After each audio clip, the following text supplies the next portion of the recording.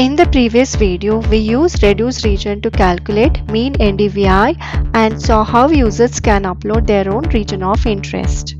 In this video, let's extend the app with NDVI Temporal trends and CSV download. By displaying NDVI values in a line chart, users can track vegetation changes across months. We can add CSV download feature so users can export this data into Excel for further analysis.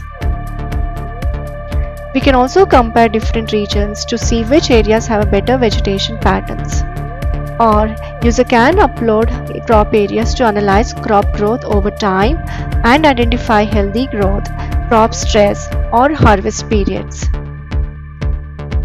Now let's move to the backend code in the Flask app and understand time series section. Here we use three functions. The first function is run time series.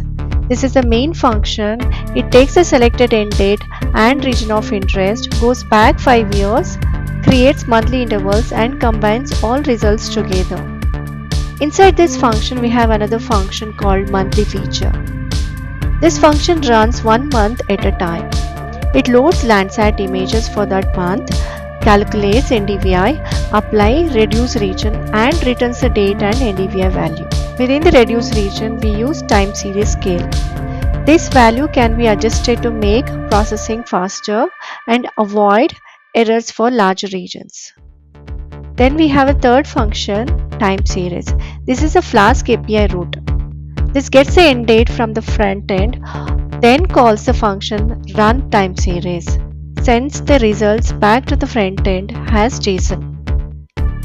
Then these values can be downloaded by creating the download CSV function.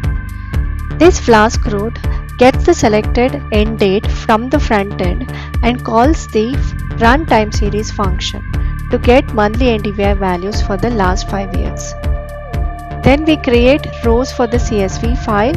Each row contains the date and NDVI value. The generate function converts these rows into comma-separated text. Finally, response returns the file as a downloadable CSV. On the front end, we add a chart section, a download CSV button, and a canvas element for displaying the chart.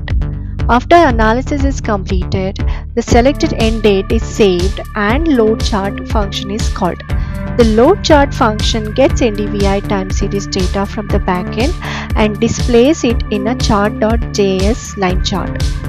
The download CSV function uses the selected end date to download the CSV file. Then on the terminal, type python app.py and hit enter. Click on the link which takes you to the localhost 5000. On the dashboard, select your region of interest and date range. Then click Analyze. The app will calculate the mean NDVI, update the maps and generate a 5-year trend chart with an option to download the data as a CSV. This is how we can build NDVI temporal trends and export results in a WebGIS application.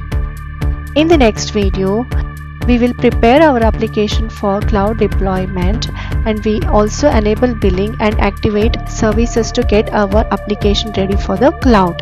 Stay tuned. Happy mapping.